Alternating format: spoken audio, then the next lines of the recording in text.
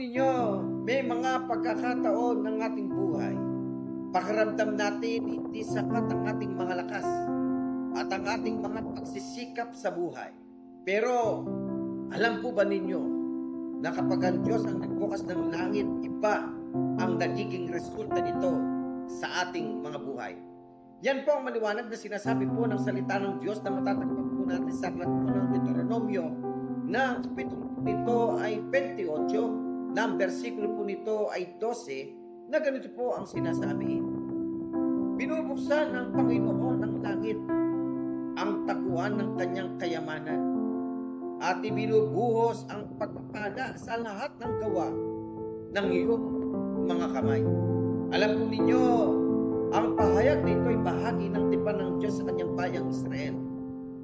Pinapakita po dito na ang pagsunod ng kanyang bayan at kapag sinusunod ng kanyang bayan ang Diyos, binubuksan niya ang langit at pagpapalay ng mga gawa ng kanilang mga kamay. Pinapakita lang po dito na ang tunay na tagumpay ay hindi lang sa ating mga sariling pagsisikap at mga gawa, kundi sa pabor at pagpapala na mula po sa dakilang may kapal. Kapatid ko po kay Kristo at sa lahat ng aming mga kaibigan, gawin mo na ang pinaka-the-best mo, lalo na sa iyong trabaho, sa iyong ministeryo sa iglesia, at ganun din sa iyong pamilya. Subalit huwag mong kalilimutan na ipagkatiwala sa Diyos ang lahat ng resulta ng iyong mga gawa. Kapatid ko po kay Kristo, tandaan mo ito. Kapag ikaw ay nagtapat sa Diyos, hindi ka niya pababayaan. Muli po, marami pong salamat mga kapatid ko po kay Kristo, tayo manalangin. Amang Diyos, buksan po ninyo ang langit para sa amin. Mga Panginoon, ay pagpalain mo po ang aming mga gawa ng aming mga kamay araw-araw.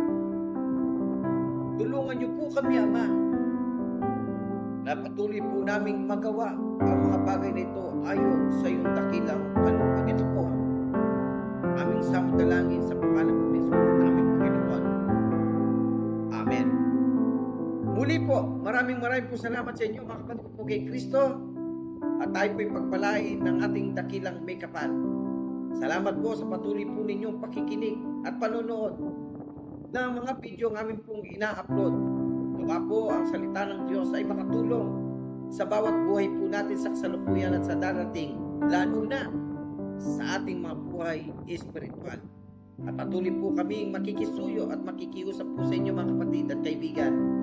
Pakishare po ang mga video ito upang ito naman ay makatulong din sa ating mga mahal sa buhay, kaibigan, kakilala, para din po sila ay makarinig ng salita ng Diyos.